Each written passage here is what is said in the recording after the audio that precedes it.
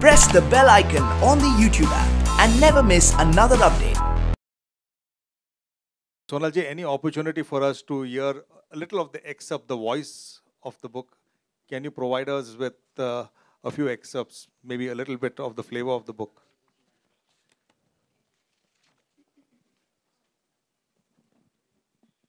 Some part of it I will read for the audience. Okay.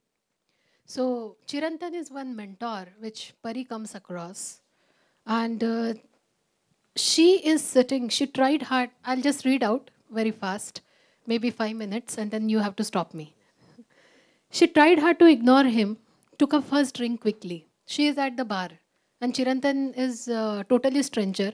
He is trying to look at her from one corner of the bar, and she is really not comfortable with his eyesight because he is too much. It's too much for her. So by the time she was in the middle of her second drink, she was getting perturbed. She stood up, carrying her drink. She moved to the long easel between rows of the tables and came over to Chirantan's table and finally sat before him. "Would you mind stop grinning like a wolf?" Pari said angrily. "Sorry." Chirantan kept smiling. "Didn't know my smile made me look like a wolf. By the way, why should I look like a wolf? You're definitely not a poor sheep that a wolf wants to eat." "Don't even think about it," Pari said. "I'm a decent man, lady," Chirantan said. "I have no ill feelings, only an old habit of observing things. That includes people. It's something that helps me while painting. Unfortunately, people misinterpret it." Pari didn't reply. "Do you know me?" Pari spoke a bit vaguely. "Why did you say the other night that my eyes look so sad?" It's her second meeting, I think. "You want to say something?" "May I know why such a beautiful lady is troubled?" Chirantan asked when he realized that Pari was getting emotionally affected by something. "I am undergoing a divorce," Pari said abruptly. "So what?" Chirantan asked after a pause, gauging the reaction on Pari's face as she mentioned her divorce. "It's been a messy marriage. Police, FIRs, court, adjudications, charge sheets." Pari added more as a counter to Chirantan's nonchalance rather than to describe her marital problems. "So what?" Chirantan asked again, a deadpan expression on his face. "Next, Pari says, my parents are going through hell because of this." "So what?" Chirantan is again saying, "My career, my communication skills, my talent, my beauty, nothing could save my marriage. I failed." Pari's voice betrayed her emotions. It was caught between lament and anger. "So what?" Pari was now getting more annoyed. She felt he was acting nonchalant as if none of her troubles were worth listening to. "My husband has shot my obscene videos," Pari angrily added, sure that this would shock the wits out of the strange avenger. Chirantan looked at her, kept quiet. For a moment, Pari thought that she did catch the smart alert on the wrong foot. But she thought, a tad too soon. "So what?" This time Chirantan said with emphasis and a note of exasperation.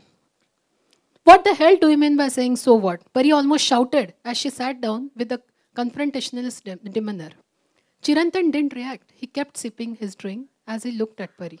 "Tell me one thing," Chirantan began. "Why are you so sad? Because you're supposed to be sad as the society at large wants you to be sad? Or because you're actually feeling the vacuum?" Pari looked at him, confusion writ large on her face. She found both the man and the questions uncanny.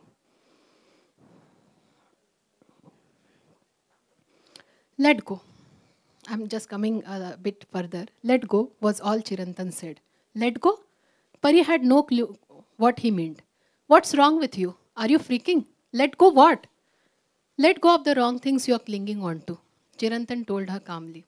"I want you to realize that life is much more than your problems. Even bigger than the sum of all your troubles and problems. That's why it's so what to every problem, every rant of yours. Not that you have a life without problems, but stop owning the problems. That's the common trouble with most of the people. The trouble starts when you start owning the problems. My problems are killing me. My problems are bigger than everyone else's. Life has not given anyone else's the problems which I have. Mine, mine, mine, mine. While you described your problems in detail, it was only in passing that you mentioned your achievements. You seem to have kept your achievements in the background which is very sad. It was a major setback, I agree. But the setback is not big enough to hide a life of achievements, a life of great talent. Thank you very much. Thank you. We have already had a lot of discussion about the fabric of the protagonist, about the story, about the philosophy.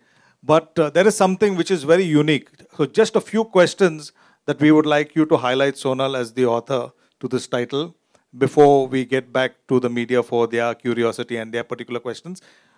This book has been framed and called a prequel to the earlier first novel that you have written, and that is Comma. Now, there is a different pattern. It is not following as a sequel to Comma, your first book. It is going back in time with a flashback. So why a whole storyline which is going into a flashback, into which is technically a second novel?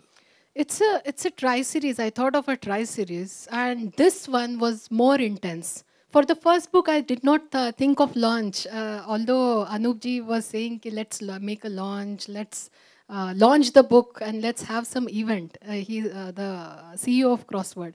But then I thought that no, it's not needed because I am yet. I thought that Comma was all about a divorcee. Pari is already a divorcee, and she is exploring herself. She is going out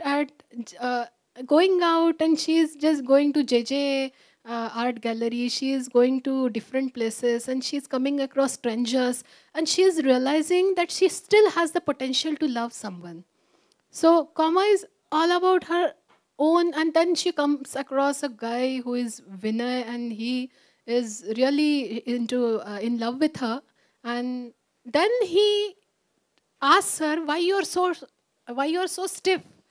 And then Pari goes back to her flashbacks. So I thought that this way, मैंने Comma ऐसे बस मेरे पहले बच्चे की तरह छोड़ दिया था कि उसके बाद सोवॉट के लिए इतनी क्यूरियोसिटी मैं क्रिएट कर दूँ मेरे रीडर के मन में, और उसके बाद सोवॉट जिसमें रियल स्टफ है उसको लेके मैं आ जाऊँ.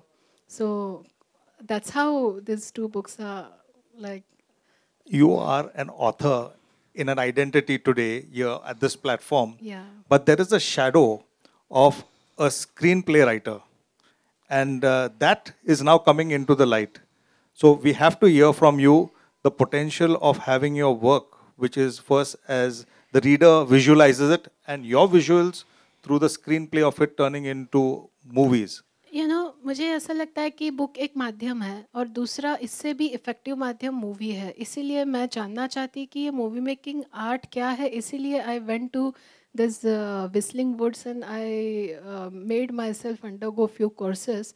और जावेद जी के साथ बायस शेयर करते हुए स्क्रीन प्ले राइटिंग के बारे में बोलने की मेरी हिम्मत बिल्कुल भी नहीं है. आज ये छोड़ देते हैं. लेकिन yes, I'm trying. I have few stories which I want to tell to society. So what is one of them? So I have few messages, and I think movies is the best medium because it reaches out to and it really triggers the emotions in Indian people. So that's why I'm just trying we are trying, rather not it's me. This is just that I have handed over to Dharamji and a few people who are with me now. So let's see how it goes in the future.